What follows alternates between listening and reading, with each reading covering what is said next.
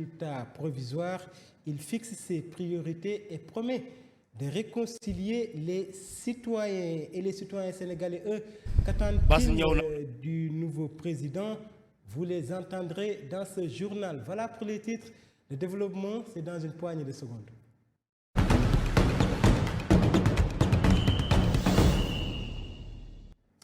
Le nouveau président de la République, Bassirou Diomaye Faye, faisait face à la presse hier.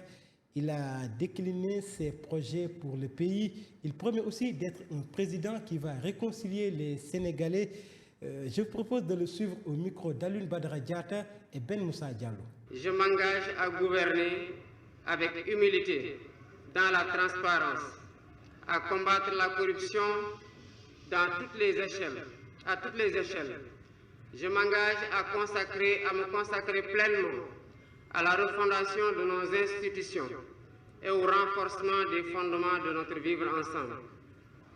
Je lance un appel à nos frères et sœurs africains pour qu'ensemble nous consolidions les acquis obtenus dans les processus de construction de l'intégration de la CEDEAO, tout en corrigeant les faiblesses et en changeant certaines méthodes, stratégies et priorités politiques. Je mènerai des actions similaires avec la même abnégation pour l'unité et l'intégration politique et économique du continent. Je voudrais dire à la communauté internationale, à nos partenaires bilatéraux et multilatéraux, que le Sénégal tiendra toujours son rang. Il restera le pays ami et l'allié sûr et fiable de tout partenaire qui s'engagera avec nous dans une coopération vertueuse, respectueuse et mutuellement productive. J'ai une pensée pour les femmes et les jeunes. Une partie importante des ressources de la nation sera mobilisée pour abréger leurs souffrances et leurs manques. Bassirou Diomaye Faye qui effectuait sa première prise de parole au lendemain de la proclamation des résultats provisoires. Et les citoyens sénégalais, eux, qu'attendent-ils du nouveau président élu? Si certains lui demandent de régler les maux des populations, d'autres lui recommandent de ne pas commettre les mêmes erreurs que les régimes précédents. Je vous propose de les suivre au micro de Ben Moussa Diallo. On souhaite vraiment que Diomaye diminue le coût de la vie, mais aussi qu'il nous aide à récupérer nos terres qui étaient confisquées à Ndengler.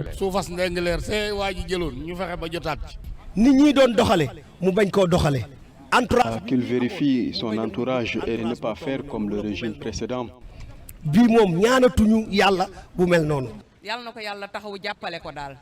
Que Dieu l'accompagne dans sa nouvelle mission, qu'il diminue le coût de la vie et aide les jeunes.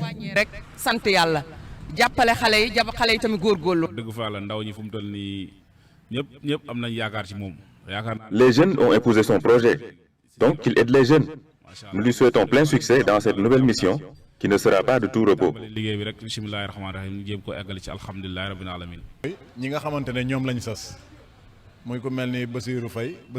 En tout cas, que ce soit lui ou Ousmane Sonko, les Sénégalais gardent beaucoup d'espoir et pensent qu'ils vont devoir en tout cas améliorer les choses d'ici quelques temps. Ils ne doivent pas surtout décevoir les Sénégalais.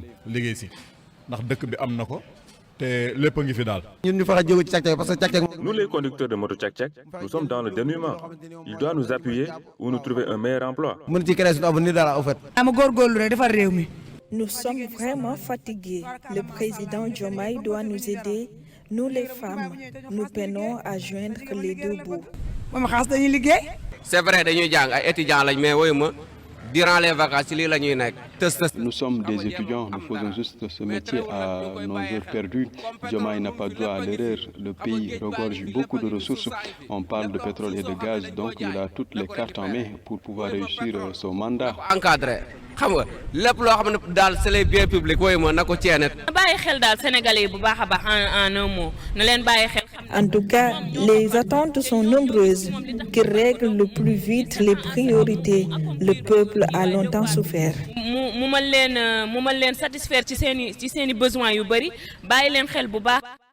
Et toujours concernant cette élection présidentielle, la coordination des experts électoraux africains tire un bilan satisfaisant de l'organisation de cette élection présidentielle au Sénégal.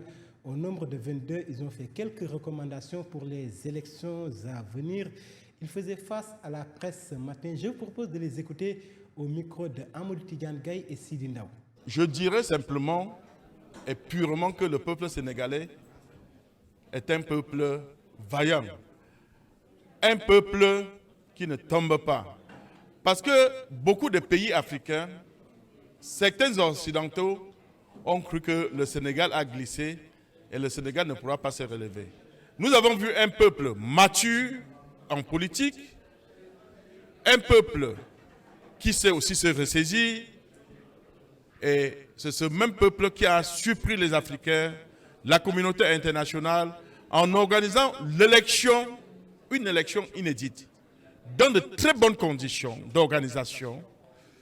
Je vais vous dire, moi-même, étant doyen, j'ai été surpris. J'ai été surpris. Regardez une preuve. L'encre là, elle est indélébile. Je me suis allé laver 2 jours, mais c'est resté. Le reste là, ça a été très bien fait. Les membres du bureau de vote ont fait leur travail. La direction générale des élections a déployé le matériel électoral à temps et dans tous les bureaux de vote que nous avons donc visités. Il faut tous les jours améliorer. Tous les jours, dans tous les domaines. Vous comprenez? Dans tous les domaines. Même en football, les lois changent. Combien de fois en politique? Même l'organisation. Par exemple, je venais de citer le badge d'observateur produit par la DGE. C'est un badge qui n'a pas de nom de la personne, ni la photo. Après avoir été désigné président de la République, les félicitations fusent de partout à l'international. Le président français Emmanuel Macron et d'autres chefs d'État africains témoignent de l'importance de cette transition démocratique pour le Sénégal et la région ouest africaine. Fallou Seck. Le 24 mars dernier, Bassirou Diomaye Faye a été élu comme le 5e président de la République du Sénégal lors d'une élection présidentielle historique. Son élection a suscité des félicitations et des messages chaleureux de la part de beaucoup de chefs d'État à travers le monde. Parmi ceux-ci figure le président français Emmanuel Macron qui a exprimé ses félicitations et ses vœux de succès à Bassirou Diomaye Faye dans son nouveau rôle de leader du Sénégal, de même que le président de la République de Madagascar, Andry Rajoelina, qui a adressé ses félicitations au président élu, soulignant l'importance de la jeunesse, de l'espoir de tout un peuple et d'un continent. Le président mauritanien Mohamed Cheikh El Ghazouani a également fait part de ses félicitations au nouveau président sénégalais, soulignant qu'il est profondément heureux que les Sénégalais aient voté dans un climat d'apaisement et de responsabilité. Cette démonstration de démocratie, d'appartenance pacifique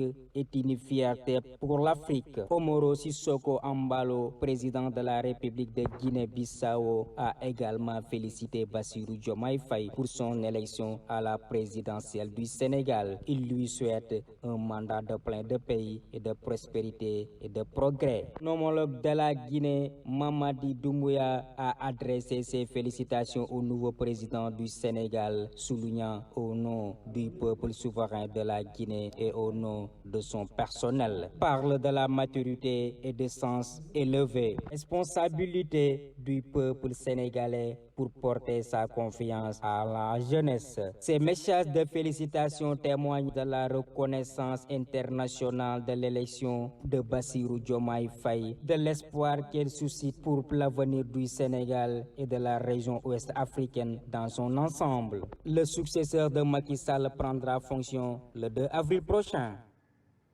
Merci beaucoup Fallou Seck. Nous aussi, nous profitons de l'occasion pour féliciter le nouveau président Bassirou Diomaye Faye. Une actualité sportive avant de boucler ce journal. Après sa victoire vendredi dernier, 3-0 face au Gabon, les Lions du Sénégal disputent leur deuxième match amical ce mardi face au Bénin. C'est à partir de 19h30. La rencontre va se dérouler à Amiens en France. Et c'est la fin de ce journal. Merci de l'avoir suivi. Je vous donne rendez-vous demain s'il plaît à Dieu. Passez une excellente après-midi.